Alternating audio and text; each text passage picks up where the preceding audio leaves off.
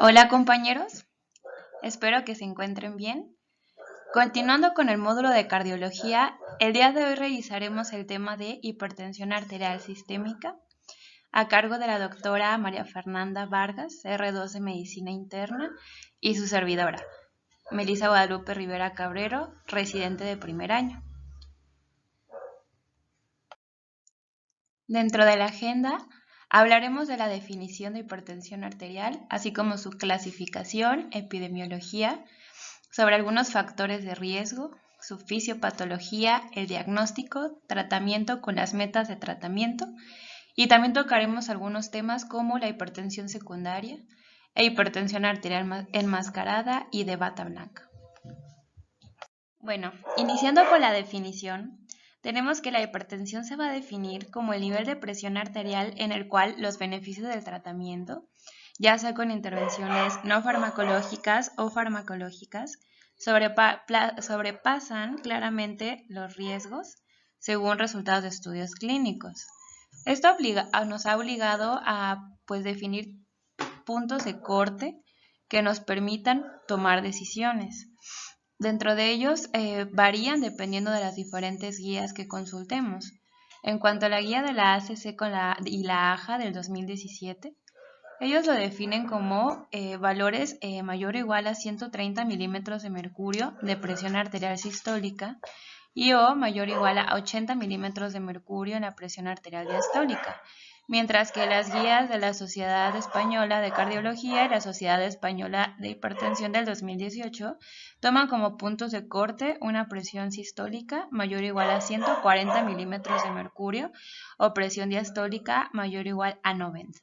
De igual forma tenemos otros conceptos como hipertensión sistólica aislada, como una presión arterial sistólica mayor o igual a 130 milímetros de mercurio, sin embargo con la diastólica menor de 80. Y la hipertensión diastólica aislada, en la cual tenemos la presión sistólica menor de 130 con una diastólica mayor o igual a 80 milímetros de mercurio. En cuanto a la clasificación, en esta diapositiva podemos ver una comparación entre las guías españolas y las guías americanas. Las guías españolas manejan diferentes categorías tomando como óptima presión sistólica menor de 120 y diastólica menor de 80. Normal con presión sistólica de 120 hasta 129 y o diastólica de 80 a 84. Normal alta con sistólica de 130 a 139 y o diastólica de 85 a 89. Hipertensión grado 1 con presión sistólica de 140 a 159 y o diastólica de 90 a 99. Hipertensión grado 2 con sistólica de 160 a 179 y o diastólica de 100 a 109. Hipertensión grado 3 con sistólica mayor o igual a 180 y o diastólica mayor o igual a 110 e hipertensión sistólica aislada con una presión sistólica mayor o igual a 140 y diastólica menor de 90.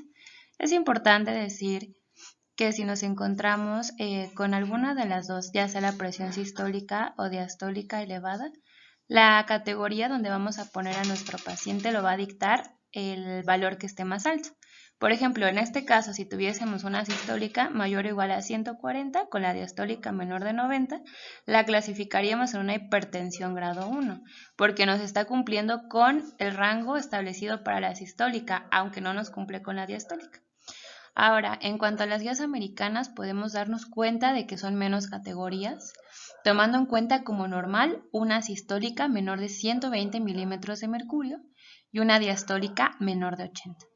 Elevada con sistólica de 120 hasta 129 milímetros de mercurio y diastólica menor a 80 milímetros de mercurio. Y vamos a empezar a hablar de hipertensión estadio 1 cuando tenemos una presión sistólica de 130 a 139 milímetros de mercurio o diastólica de 80 a 89 milímetros de mercurio. Y el estadio 2, cuando nos encontramos con una sistólica mayor o igual a 140 milímetros de mercurio o una diastólica mayor o igual a 90 milímetros de mercurio. Entonces, como podemos ver y reafirmar lo que habíamos comentado anteriormente, los puntos de corte utilizados en las diferentes guías varían. De igual forma, en esta diapositiva podemos ver cuadritos relacionados con la JNS7 y JNS8, que igual pues son guías que hemos utilizado de hipertensión arterial. La JNS7 realmente tenía menos categorías, solamente como normal, prehipertensión, hipertensión estadio 1 e hipertensión estadio 2. Sin embargo, esta pues, clasificación ya está en desuso. Y en cuanto a la JNS8, pues es importante recordar que esta guía, más que una clasificación como tal, nos da recomendaciones de cuándo iniciar terapia farmacológica antihipertensiva en diferentes poblaciones y cuáles son las cifras meta de presión arterial. Sin embargo, la que nosotros utilizamos pues más pues en medicina interna son las clasificaciones que vimos anteriormente, principalmente la de la ACC y la AJA. Y también, pues en esta otra diapositiva podemos ver la clasificación que se encuentra en nuestra norma oficial mexicana, la 030, para la prevención, detección, diagnóstico, tratamiento y control de la hipertensión arterial sistémica, la cual nos va a clasificar en varias categorías, siendo óptima una sistólica menor de 120 con diastólica menor de 80, normal con sistólica de 120 a 129 y diastólica de 80 a 84, presión arterial fronteriza con sistólica de 130 a 139 y diastólica de 85 a 89, empezando ya con hipertensión grado 1, con una sistólica de 140 a 159 y diastólica de 90 a 99, hipertensión grado 2, con sistólica de 160 a 179 y diastólica de 100 a 109, e hipertensión estadio 3, con una sistólica mayor o igual a 180 con diastólica mayor o igual a 110, e hipertensión sistólica aislada, como una sistólica mayor o igual a 140 y diastólica menor de 90. Como podemos darnos cuenta, realmente esta clasificación de la norma oficial mexicana se parece mucho a la que se encuentra en las guías españolas. Entonces, pues realmente podemos utilizar cualquiera de estas clasificaciones, pero sí es importante conocer que pues, manejan diferentes puntos de corte. En cuanto a la epidemiología, se dice que la prevalencia mundial de la hipertensión arterial sistémica es de aproximadamente 1.130 millones de personas en el 2015, con una prevalencia mayor de 150 millones en Europa Central y Oriental. La hipertensión arterial en adultos se sitúa alrededor de un 30 a un 45%, y realmente la alta prevalencia de la hipertensión arterial es comparable en todo el mundo. Es más frecuente a edades avanzadas, alcanzando una prevalencia que supera el 60% en personas de más de 60 años, y se calcula que el número de personas con hipertensión arterial aumentará en un 15 al 20% en el 2015 y llegará a 1.500 millones. En las guías de la Sociedad Española de Cardiología se menciona que la presión arterial elevada fue el principal factor de riesgo asociado con mortalidad prematura en el 2015, tras causar casi 10 millones de muertes y más de 200 millones de años de vida ajustados por discapacidad. El mayor número de muertes por año relacionadas con la presión arterial sistólica se deben a cardiopatía isquémica, aproximadamente en 4.9 millones, EBC hemorrágico 2.2 millones y EBC isquémico en 1.5 millones. Ahora, hablando un poco de estadísticas en México, pues tenemos datos de la ENSANUD 2016 en las cuales se menciona que la prevalencia actual de hipertensión arterial es de 25.5% y de estos el 40% desconocía que padecía esta enfermedad. Ahora, dentro de la proporción de adultos con diagnóstico previo de hipertensión arterial, el 79.3% reportó tener tratamiento farmacológico para controlar estos valores de tensión arterial. En los hombres la prevalencia de hipertensión es de 24.9% y en las mujeres es de 26.1%. Realmente podemos darnos cuenta de que no hay gran diferencia y pues si lo extrapolamos a nuestra práctica médica, pues aproximadamente 1 de cada 4 pacientes que vemos pues van a ser hipertensos. Es por eso que pues este tema es de gran importancia y es un problema de salud pública.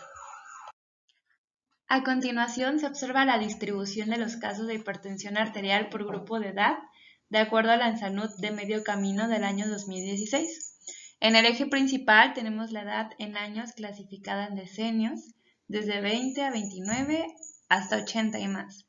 Y en cada una de las columnas, en el siguiente orden, el tamaño del estrato, el factor de expansión o la población que representa, la prevalencia del estrato, una vez ha expandido de acuerdo con este número, y sus intervalos de confianza al 95%, donde podemos apreciar que de 20 a 29 años, que es la edad que representa la mayoría de nosotros como compañeros, estaría entre 5.4% con un rango de 3.6 a 8 de prevalencia de hipertensión arterial hallada en la encuesta. Sin embargo, si comparamos este número donde el diagnóstico médico previo, con el diagnóstico médico previo, es decir, aquellos pacientes que se conocían hipertensos previos a la encuesta de ENSANUD, tenemos una prevalencia de 2.9%. Esto quiere decir que la mitad de los pacientes de este grupo estaban subdiagnosticados. El estrato con mayor prevalencia representa el grupo de 70 a 79, con 23.1%, y de 80 o más, con 22.1%. El total es una media ponderada donde la prevalencia ajustada por edad en adultos de 20 en adelante es de 10.2 al momento de la encuesta y 15.3 con diagnóstico previo. Esto plantea diversas interrogantes, ya que la ENSANUD clasifica a los hipertensos con un valor de corte de 140 a 90 milímetros de mercurio. En esta diapositiva podemos apreciar en la imagen de la izquierda la prevalencia de hipertensión arterial en adultos de 20 o más años categorizados por localidad y región geográfica. De acuerdo con el marco estadístico mexicano, en esta gráfica de barras apiladas podemos apreciar un comparativo entre aquellos casos que se consideran hallazgos y aquellos que ya tenían diagnóstico previo. Cabe destacar que hasta el 50% de los casos parece no ser conocida la presencia de hipertensión. En el panel de la derecha se aprecian dos gráficas comparativas entre hombres y mujeres con el mismo fenómeno, en donde podemos apreciar que es más probable que un hombre desconozca el diagnóstico de hipertensión respecto a mujeres de edades equivalentes. Vamos a pasar a un punto importante que es la hipertensión y la evaluación de riesgo cardiovascular total. Considerando que la hipertensión arterial sistémica se considera un factor de riesgo cardiovascular y rara vez se encuentra sola. Generalmente se asocia a otros factores de riesgo cardiovascular y es por eso que es importante cuantificar el riesgo cardiovascular total, el cual se define como la probabilidad de que una persona sufra una complicación cardiovascular en un periodo determinado. Por lo tanto, esto es una parte importante del proceso de estratificación de riesgo, lo cual es muy importante porque nos orienta hacia las conductas terapéuticas que debemos tener ante un determinado paciente. En esta tabla se enumeran factores que influyen en el riesgo cardiovascular de pacientes con hipertensión arterial sistémica. Encontrando el sexo, es más en varones que en mujeres, edad, si se trata de un paciente fumador, niveles de colesterol total, ácido úrico, diabetes. No es raro que nosotros nos encontremos con pacientes que sean diabéticos e hipertensos, con sobrepeso, obesidad, antecedentes familiares de EBC, así como antecedentes de hipertensión arterial de aparición temprana en la familia o en familiares de primer grado, así como factores psicológicos y socioeconómicos, daño orgánico asintomático, entre otros.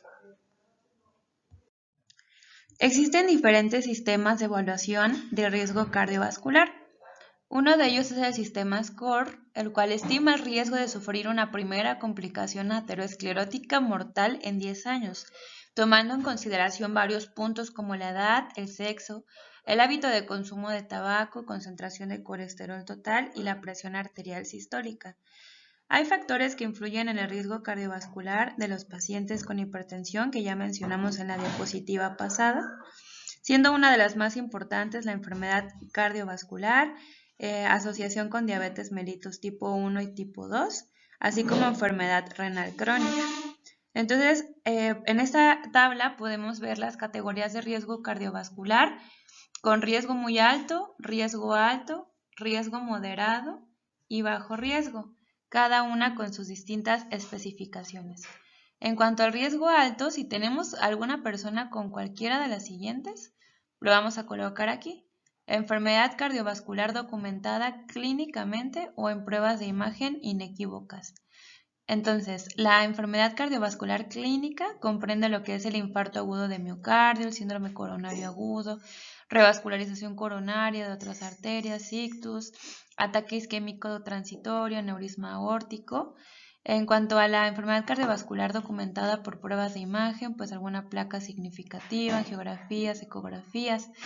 Y hay que considerar que pacientes con diabetes mellitus con daño orgánico, por ejemplo, proteinuria, riesgo importante, hipercolesterolemia, enfermedad renal crónica grave con tasa de filtración glomerular menos de 30 mililitros por minuto, ya se encuentran automáticamente en riesgo muy alto. Entonces, pues muchos de nuestros pacientes se encontrarían ya en riesgo muy alto. No es raro ver pacientes diabéticos con enfermedad renal crónica y además hipertensos. Sin embargo, igual con este sistema SCORE, que se encuentra disponible diferentes calculadoras en internet o incluso también hay diferentes aplicaciones para el celular, en la cual solamente pues te piden los datos de tu paciente. Si nos llega a dar un score de riesgo a 10 años mayor o igual al 10%, automáticamente ya pasa a ser un paciente con riesgo muy alto. Ahora, en cuanto al riesgo alto, también nos especifica personas con cualquiera de los siguientes: que tenga elevación pronunciada de un solo factor de riesgo, niveles de colesterol mayor de 310 miligramos sobre decilitro, con una hipercolesterolemia familiar, una hipertensión arterial sistémica grado 3, y pues la mayoría de diabéticos también, sin factores de riesgo importantes, pues podrán encontrarse aquí.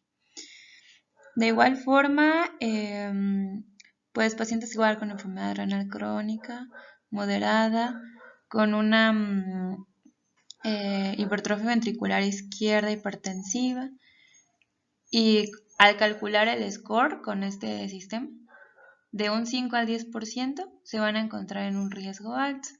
En cuanto al riesgo moderado, realmente ya tenemos pacientes hipertensos grado 2.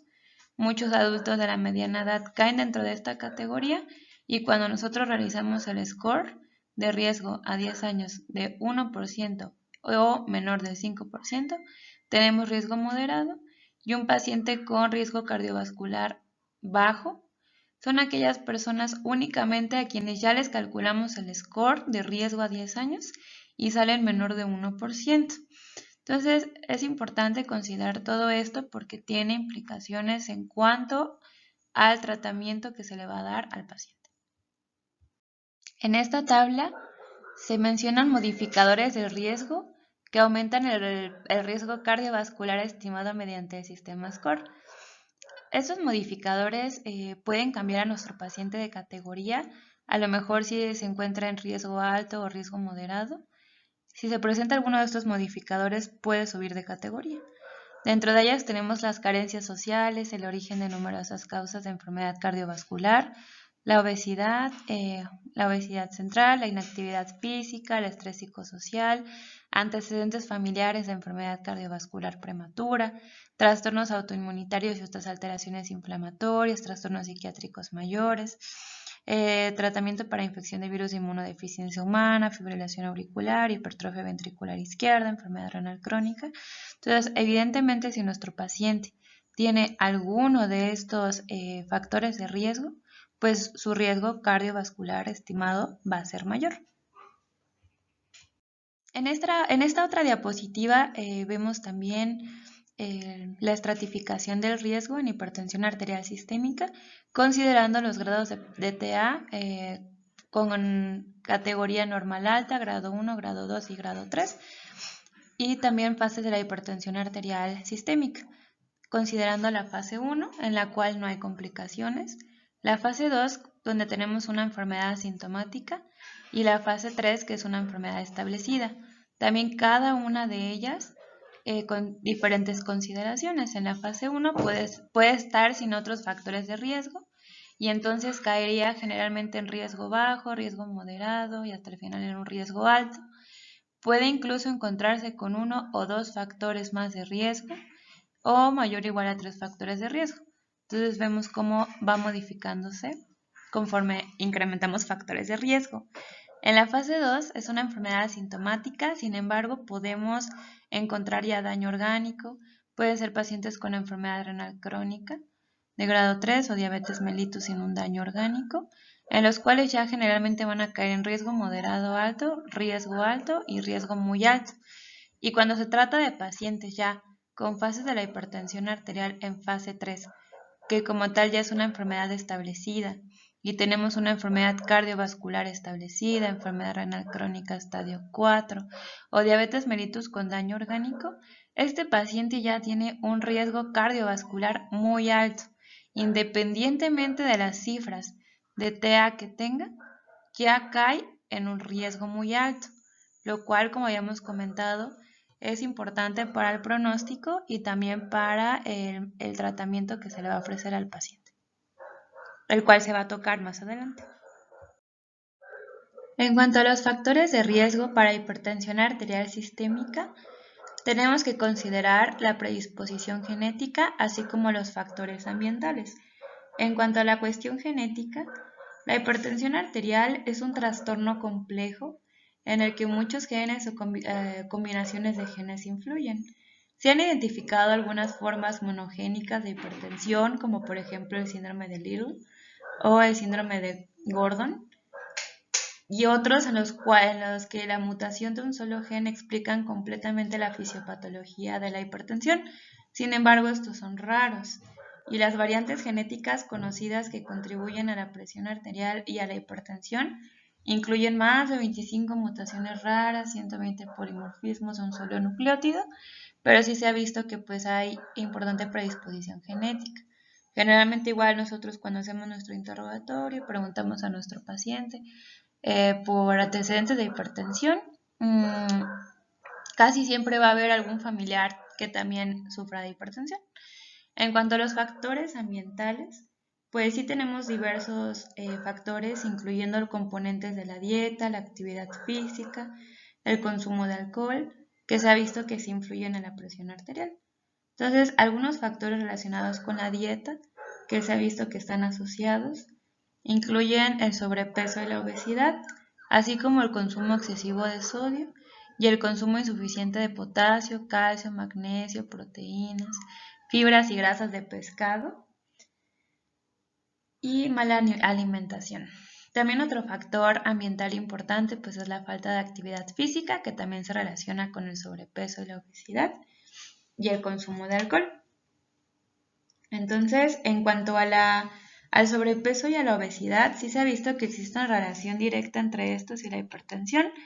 Se han realizado diferentes estudios epidemiológicos, incluyendo el estudio Framingham, el cual ha identificado constantemente una relación directa entre el índice de masa corporal y la presión arterial, y las estimaciones de riesgo atribuibles en varios estudios sugieren que la obesidad puede ser responsable de aproximadamente el 40% de los casos de hipertensión, e incluso en el estudio Framingham estas estimaciones correspondientes fueron aún mayores, incluso hasta un 78% en hombres y un 65% en mujeres, e incluso la obesidad se asoció con un riesgo relativo de 2.7 para el desarrollo de hipertensión. En cuanto a la cuestión dietética que habíamos mencionado, el consumo de sodio, pues la ingesta de sodio sí se asocia directamente con la hipertensión arterial. En diversos estudios también de corte se ha encontrado dicha asociación, y pues incluso también se ha relacionado con un mayor riesgo de accidente cerebrovascular y otras reacciones adversas. Y se ha visto que esta sensibilidad a la ingesta de sal es especialmente importante en pacientes de raza negra, así como en adultos mayores y en aquellos que tienen otras comorbilidades como enfermedad renal crónica, diabetes mellitus o síndrome metabólico. En cuanto a la ingesta de potasio, sí se ha visto que está inversamente relacionada con la hipertensión arterial en diferentes estudios de corte y también se encuentra inversamente relacionada con accidente cerebrovascular. Y se ha visto que niveles más altos de potasio parecen mitigar el efecto del sodio sobre la presión arterial. En cuanto a la actividad física, pues sí se han realizado diferentes estudios epidemiológicos que han demostrado relación inversa entre la actividad física y la hipertensión arterial. Incluso niveles moderados de actividad física se han asociado con disminución en el riesgo de hipertensión. En varios estudios también que se han hecho, la relación entre la actividad física y la presión arterial ha sido más evidente en hombres principalmente blancos. Y pues realmente es como lo más importante con respecto a eso. Y también sí se ha encontrado que el consumo de alcohol también es un factor que se ha relacionado de forma importante con hipertensión arterial. En cuanto a la fisiopatología, vamos a hablar de varios sistemas que se encuentran implicados en la hipertensión arterial. Es importante mencionar que los factores determinantes de la presión arterial son principalmente dos, que son el gasto cardíaco y la resistencia periférica. El gasto cardíaco a su vez se ve determinado por el volumen sistólico y la frecuencia cardíaca, y la resistencia periférica se encuentra determinada por la estructura vascular y la función vascular. Entonces, todo aquello que tenga repercusión en cualquiera de estos va a presentar cambios en lo que es la presión arterial. Es importante también recordar que el volumen vascular es un factor determinante de la presión arterial a largo plazo, siendo el sodio un ion predominantemente extravascular y un determinante primario del volumen extracelular. Entonces es aquí importante lo que se ha mencionado como un factor de riesgo, el consumo de sodio, ya que cuando el consumo de cloruro de sodio rebasa la capacidad de los riñones para excretarlo, se va a expandir el volumen intravascular y de esta forma aumenta el gasto cardíaco. Entonces, al incrementar el gasto cardíaco, estamos influyendo en los cambios que se presentan a nivel de la presión arterial. Otro sistema que se encuentra implicado de forma importante en la fisiopatología de la hipertensión arterial es el sistema nervioso autónomo. Hay que recordar que este sistema conserva la homeostasis cardiovascular por la intervención de diferentes señales de presión, volumen y quimioreceptores. Y los reflejos adrenérgicos van a modular la presión arterial a corto plazo, así como la función adrenérgica, así concertadamente con factores hormonales, volumétricos, que van a también a contribuir a la regulación a largo plazo de la presión arterial, siendo las tres catecolaminas endógenas, la noradrenalina, la adrenalina y la dopamina, las cuales intervienen de forma importante en la regulación cardiovascular tónica y básica. Entonces, como dijimos, este va a ser su objetivo, corregir desequilibrios temporales. Va a permitir el mantenimiento de la presión arterial a niveles que permiten la supervivencia durante acontecimientos fatales y entonces va también a controlar mediante reflejos circulatorios intrínsecos, extrínsecos y mecanismos provenientes de los centros de control neurológico superior. Entonces aquí en estas imágenes podemos ver cómo es la anatomía funcional del sistema nervioso simpático, en el cual tenemos una neurona preganglionar, un ganglio autonómico, la neurona postganglionar y el órgano efector. Entonces, el sistema nervioso autónomo con el parasimpático y el simpático, siendo el que está de forma importante implicado en la hipertensión arterial, el sistema simpático. Es importante recordar que las actividades de los receptores adrenérgicos son mediados por proteínas reguladas de unión con el nucleótido de guanosina, que son las famosas proteínas G, y por concentraciones intracelulares del segundo mensajero en etapas siguientes.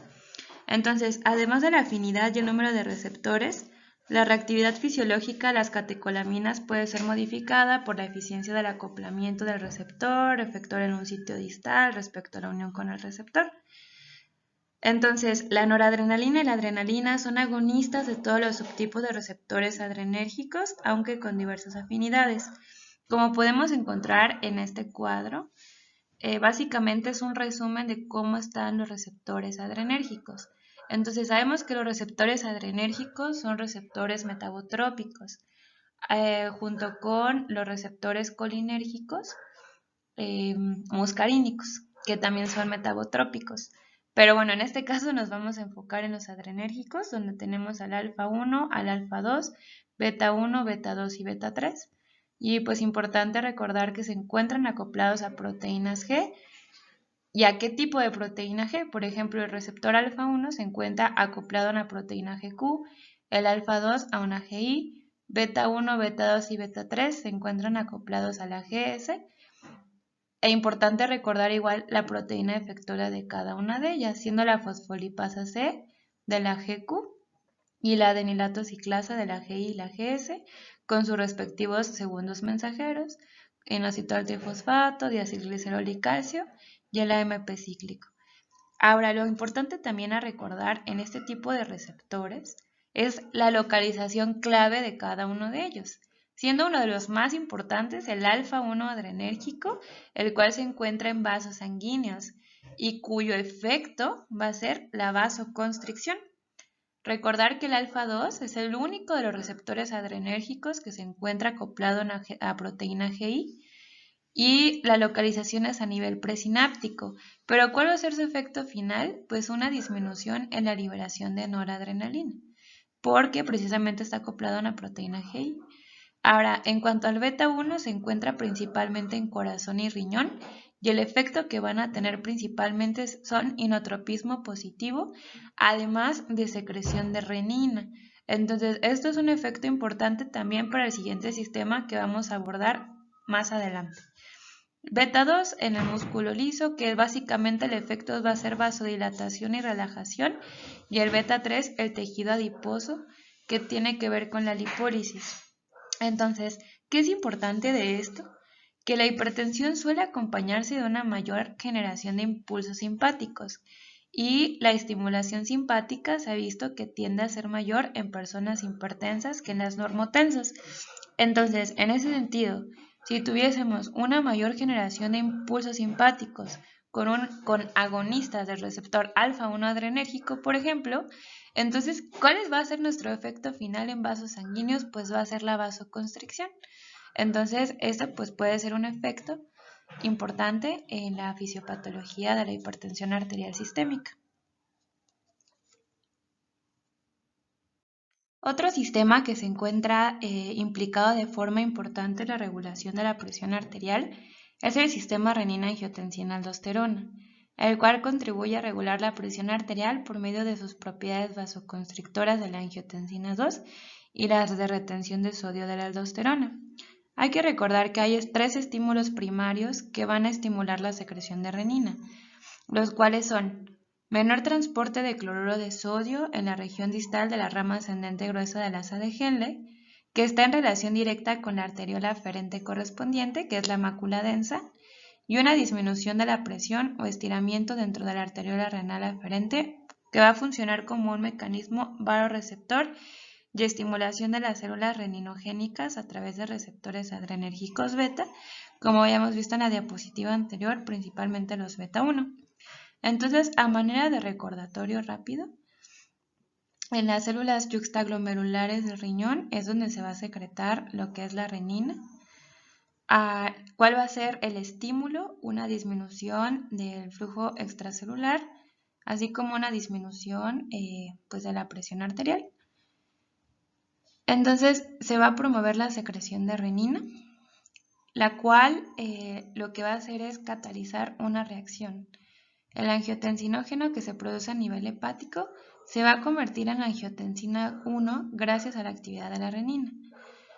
Una vez que tenemos la angiotensina 1, a nivel de la circulación pulmonar principalmente, se va a encontrar con la enzima convertidora de angiotensina, la cual la va a convertir en angiotensina 2.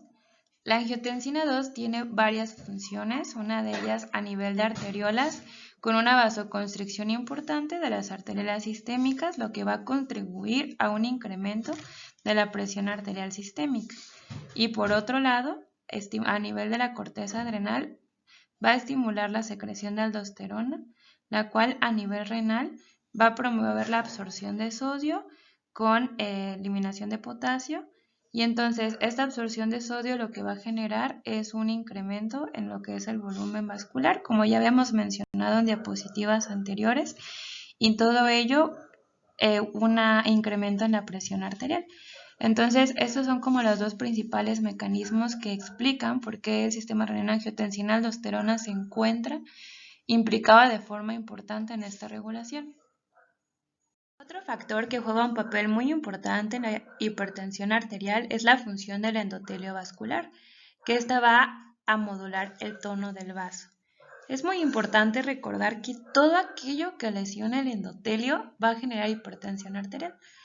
El endotelio sintetiza y libera muchas sustancias vasoactivas, como ya conocemos, una de ellas el óxido nítrico, que es un vasodilatador potente. Sin embargo, también se encuentran otras sustancias como las endotelinas, que lo que van a generar es una vasoconstricción. Pero entonces todo aquello que daña el endotelio, por ejemplo, alguna placa de ateroma o alguna otra condición de nuestro paciente en el cual se genera este daño endotelial, va a cursar con hipertensión arterial. Y entonces eso nos deja con otro factor muy importante en la hipertensión arterial, que son los mecanismos vasculares, que tienen que ver con el radio interior y la distensibilidad de las arterias de resistencia, que también constituyen factores determinantes, como ya hemos mencionado. Disminuciones pequeñas en el diámetro interior incrementan significativamente la resistencia de la arteria. Entonces, ¿qué pasa en los pacientes hipertensos?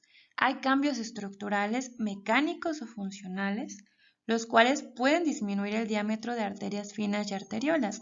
A este proceso se le conoce como remodelación y como habíamos mencionado anteriormente, uno de los determinantes de la presión arterial son las resistencias vasculares, las cuales a la vez se encuentran determinadas por la estructura del vaso y la función. Entonces, como mencionamos en hipertensos, esto presenta cambios importantes y el diámetro interior también guarda relación con la elasticidad del vaso. Entonces, ¿qué pasa? En pacientes hipertensos muestran arterias más rígidas y los pacientes con aterosclerosis pueden tener presiones sistólicas altas. También en quién vemos esto de forma fisiológica en los adultos mayores. Y es por ello que al tomar los puntos de corte que habíamos mencionado anteriormente, esta es la población con más prevalencia de hipertensión arterial sistémica. Ahora vamos a mencionar solamente a manera de recordatorio cómo es la medición convencional de la presión arterial en la consulta. Entonces, esto realmente nosotros lo realizamos todos los días en nuestra práctica médica. Y pues recordar que el paciente pues tiene que estar en un ambiente tranquilo, tiene que tener una adecuada postura.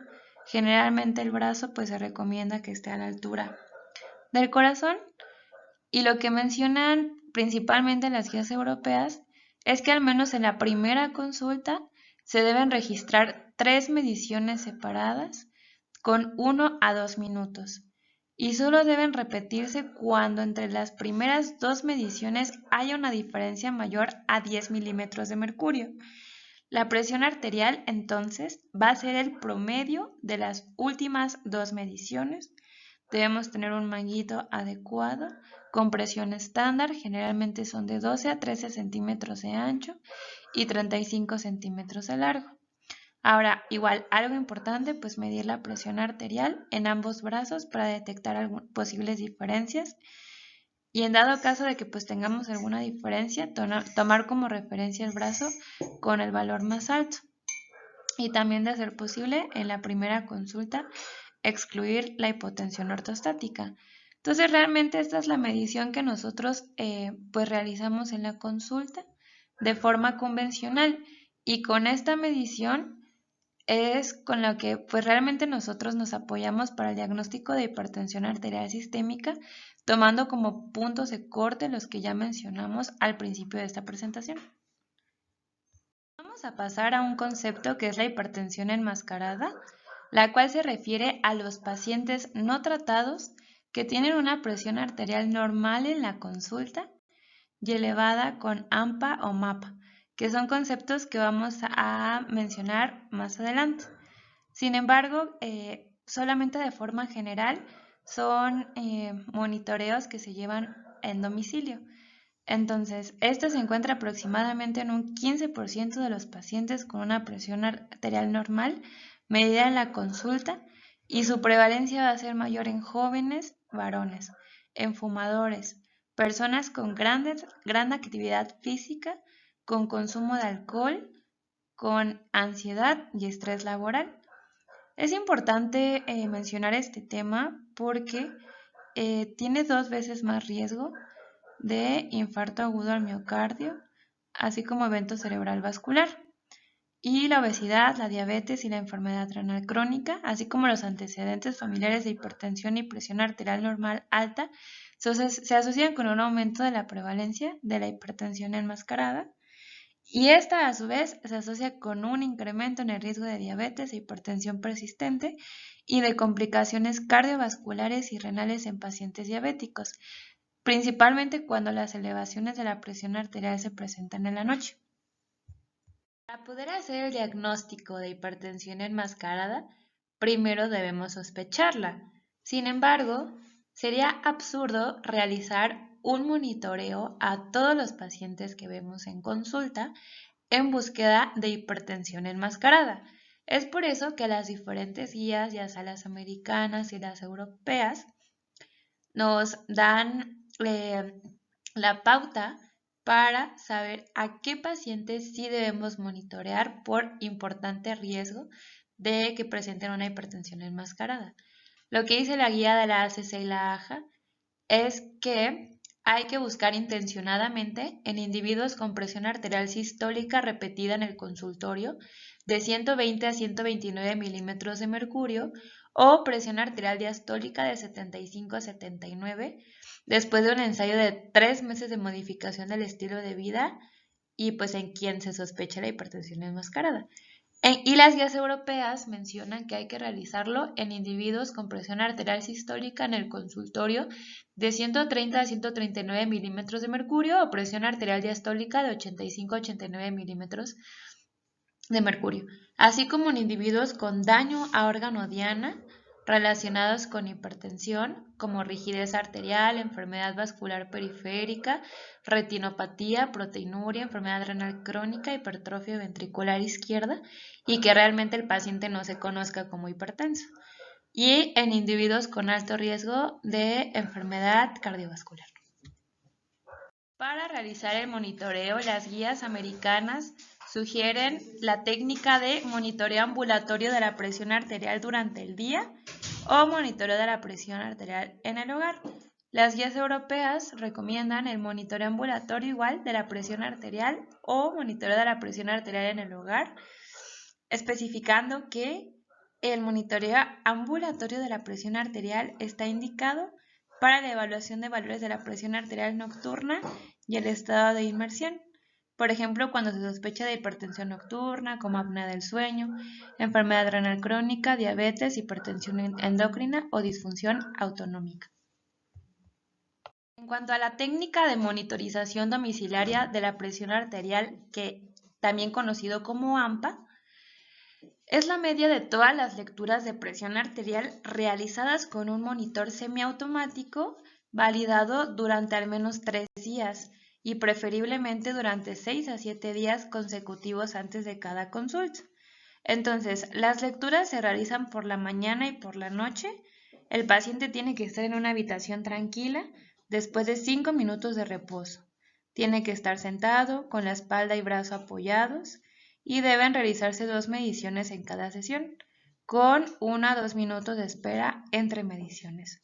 Ahora, aquí el umbral diagnóstico y los puntos de corte para decir que un paciente tiene hipertensión, que tiene hipertensión enmascarada, va a ser una presión arterial mayor o igual a 135 sobre 85 milímetros de mercurio. Y múltiples metaanálisis han demostrado que el AMPA predice mejor la mortalidad cardiovascular que la presión arterial medida en la consulta. Ahora, en cuanto a la hipertensión de bata blanca, esto se define como una entidad no tratada en la que la presión arterial está aumentada en la consulta, pero es normal cuando se mide con MAPA, AMPA o ambas. Quiere decir que es lo contrario a la hipertensión enmascarada. Del 30 al 40% de los individuos con valores de presión arterial en consulta aumentados van a cursar con esta entidad. Y hay algo que se le conoce como el efecto de la bata blanca, que es la diferencia entre los valores de presión arterial más altos en la consulta y más bajos fuera de la consulta, y aplica tanto para individuos con tratamiento y sin tratamiento farmacológico. Entonces se menciona que en estos pacientes hay una actividad adrenérgica aumentada y tienen un mayor riesgo cardiovascular a largo plazo, con riesgo de aparición de diabetes y progresión de hipertensión arterial persistente con hipertrofia del ventrículo izquierdo. Ahora, en cuanto a la monitorización que se realiza en los pacientes con hipertensión de bata blanca, la técnica es con monitorización ambulatoria de la presión arterial, conocido como MAPA. Este proporciona la media de las lecturas de presión arterial durante un periodo determinado, que van a ser 24 horas, igual con un dispositivo automático. El dispositivo registra la presión arterial a intervalos de 15 a 30 minutos y calcula la media de la presión arterial diurna, nocturna y de 24 horas. El 70% de las lecturas deben ser satisfactorias para que se considere válida. Y aquí el umbral diagnóstico para la hipertensión arterial es mayor o igual a 130-80 milímetros de mercurio durante 24 horas, mayor o igual a 135-85 milímetros de mercurio de media de la presión arterial diurna y mayor o igual a 120-70 de media de la presión arterial nocturna. Y realmente se ha visto que es un mejor predictor de daño orgánico inducido por hipertensión que la presión arterial medida en la consulta. En esta diapositiva les muestro un cuadro comparativo de la monitorización ambulatoria de la presión arterial y la automedición de la presión arterial. Tenemos el MAPA versus el AMPA. En cuanto al MAPA, las ventajas incluyen que puede identificar la hipertensión arterial de bata blanca y la hipertensión arterial enmascarada. Cuenta con mayor potencia pronóstica, se pueden realizar mediciones nocturnas y mediciones en situaciones cotidianas. También brinda abundante información en una sola sesión, incluida la variabilidad de la presión arterial en periodos cortos. Recordemos que realmente se realizaba durante 24 horas. Dentro de las desventajas, es un método costoso y poco disponible y puede ser incómodo para el paciente. Ahora, en cuanto al AMPA, las ventajas son que puede identificar la hipertensión arterial de bata blanca y la hipertensión enmascarada. Es un método económico ampliamente disponible porque se trata de una medición en el domicilio, que puede ser mucho más relajada que en la consulta. Necesitamos que el paciente realmente esté comprometido con la medición de la presión arterial y es fácil de repetir y usar en largos periodos para evaluar la variabilidad de la presión arterial de día a día. Ahora, en cuanto a sus desventajas, solo se puede medir la presión arterial estática. Hay posibles errores de medición si nuestro paciente no cuenta con no cuenta con la técnica adecuada y esta no registra la presión arterial nocturna. Recapitulando, en este cuadrito podemos ver 4 entidades clínicas totalmente diferentes, tomando como referencia una toma de TEA de 140-90. Entonces, cuando nosotros tenemos a un paciente que tiene menos de esta cifra, generalmente lo vamos a considerar un paciente con presión arterial normal. Entonces lo vamos a poner en este cuadrito verde. Y generalmente cuando tenemos a un paciente con cifras mayores de 140-90, nosotros lo vamos a catalogar como un paciente hipertenso. Entonces estamos considerando estas dos entidades clínicas, sin embargo nos olvidamos de estas otras dos, que es la hipertensión de bata blanca, que ya hemos comentado, y la hipertensión enmascarada.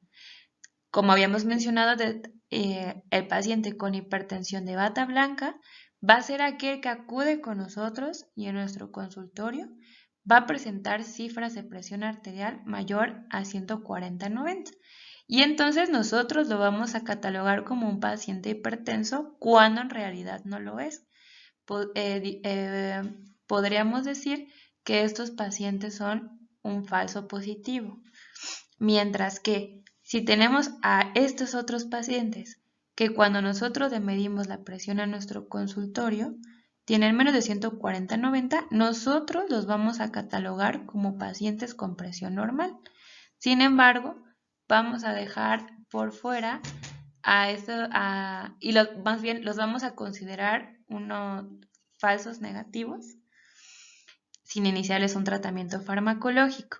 Tan malo es como que a estos no les iniciemos algún tratamiento, como que a estos les iniciemos algún tratamiento. Entonces es por eso que tenemos que estar muy pendientes de las características de nuestro paciente. Si se trata de algún paciente diabético, algún paciente con enfermedad renal crónica o algún dato de daño a órgano blanco secundario, probablemente una hipertensión, y no se conoce como hipertenso, entonces sí valdría la pena con él pues realizar una medición ambulatoria de la presión arterial, la cual pues nos podrá sacar de dudas y nos podrá decir si este paciente realmente cursa con una hipertensión enmascarada. En la siguiente tabla se pueden comparar los distintos puntos de corte propuestos por las guías actuales para hipertensión arterial de bata blanca y enmascarada. Entre paréntesis se muestran los métodos utilizados para el diagnóstico. La hipertensión de bata blanca y la hipertensión enmascarada acarrean riesgos importantes, de especial mención el riesgo de padecer enfermedad renal crónica. En el panel de la izquierda se tiene un análisis de Cox para el hazard ratio acumulativo por año de desarrollar enfermedad renal crónica en una cohorte de pacientes que tienen una presión arterial en rango normal, medida en el consultorio. La línea superior demuestra que existe un mayor hazard ratio acumulativo de aquellos con presión arterial sistólica mayor a 130 milímetros de mercurio, considerado hipertensión enmascarada, respecto a los puntos bajo la línea que representan aquellos con presión arterial normal en casa y consultorio. El panel de la derecha representa aquella cohorte que tuvo una presión arterial anormal en la clínica. La línea superior representa aquellos que tuvieron un mal control en casa, hipertensos verdaderos, y los puntos en la línea inferior representan aquellos que, a pesar de tener una medición anormal en consultorio, en casa tenían cifras menores a 130 milímetros de mercurio, es decir, una hipertensión de bata blanca. Hablando de la hipertensión secundaria, se recomienda la detección de formas específicas de hipertensión secundaria cuando están presentes indicaciones clínicas y hallazgos en el examen físico que mencionaremos más adelante, así como en adultos con hipertensión resistente. Es importante considerar que hasta el 20% de los pacientes que tienen diagnóstico de hipertensión podrían estar cursando con una hipertensión secundaria. ¿Cuándo vamos a sospechar de ella? Cuando nos encontremos frente a una hipertensión resistente a fármacos, un inicio repentino de la hipertensión, inicio de la hipertensión antes de los 30 años de edad, exacerbación de hipertensión previamente controlada, lesión de órgano diana desproporcionada por el grado de hipertensión, hipertensión acelerada o maligna, inicio de la hipertensión diastólica en adultos mayores con edad mayor o igual a 65 años o hipocalemia no provocada o excesiva. En esta diapositiva se encuentra una tabla con causas comunes de hipertensión secundaria. En primer lugar tenemos a la enfermedad renal parenquimatosa, la cual tiene una prevalencia del 1 al 2% aproximadamente. Algunas indicaciones clínicas que nos pudiesen hacer sospechar: infecciones del tracto urinario con obstrucción y hematuria, incremento de la frecuencia de micción y nicturia, antecedentes familiares de enfermedad renal poliquística, creatinina sérica elevada o análisis de orina anormal. A la exploración física pudiéramos encontrar una tumoración abdominal, palidez en la piel, Pues las pruebas de cribado con un ultrasonido renal podremos sospecharlo, y las pruebas de diagnóstico, pues pruebas para evaluar la causa de la enfermedad renal. Otra causa común es la enfermedad renal vascular, la cual supone de un 5 al 34%, la cual cursaría como con una hipertensión resistente o hipertensión de aparición súbita con empeoramiento o aumento de la dificultad en el control, edema agudo pulmonar, aparición de hipertensión también en mujeres jóvenes.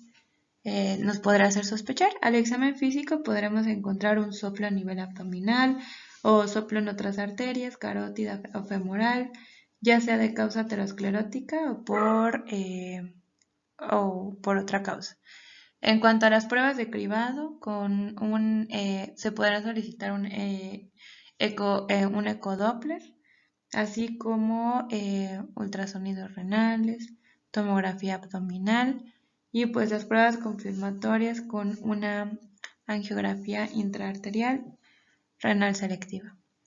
Otra causa común de hipertensión secundaria es el hiperaldosteronismo primario, con una prevalencia de 8 al 20%.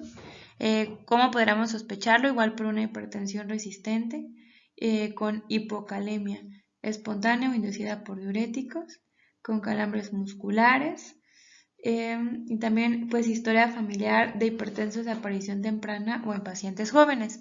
Al examen físico podríamos encontrar hipocalemia y alguna arritmia, por ejemplo alguna fibrilación auricular. ¿Cuáles serán nuestras pruebas de cribado? La relación aldosterona plasmática con renina bajo condiciones estándar.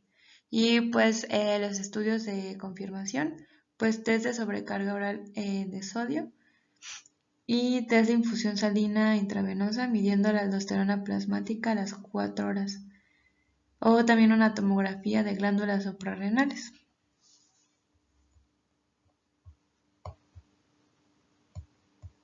Otras causas comunes de hipertensión secundaria son la apnea obstructiva del sueño con prevalencia del 25 al 50%. Igual podremos sospechar por una hipertensión resistente con sueño intermitente, pausas respiratorias durante el sueño, somnolencia diurna, y pues también serían pacientes con obesidad, con algún problema en la oximetría durante el sueño. Y pues básicamente el diagnóstico certero sería con polisomnografía, o también podrá ser una hipertensión secundaria inducida por medicamentos o por otras sustancias, con una prevalencia de 2 a 4%. Y otras causas no comunes de hipertensión secundaria, tenemos el feocromocitoma o el paraganglioma, el síndrome de Cushing, el hipotiroidismo, el hipertiroidismo, la coartación aórtica, un hiperparatiroidismo primario, así como hiperplasia adrenal congénita con síndromes de exceso de mineralocorticoides diferentes al aldosteronismo primario y acromegalia. Entonces, realmente pues hay que descartar cada uno de estos y ya dependiendo de nuestra sospecha diagnóstica, pues dirigir más los estudios que vamos a solicitar. En esta diapositiva les muestro una tabla con medicamentos y sustancias que se han asociado a hipertensión arterial sistémica.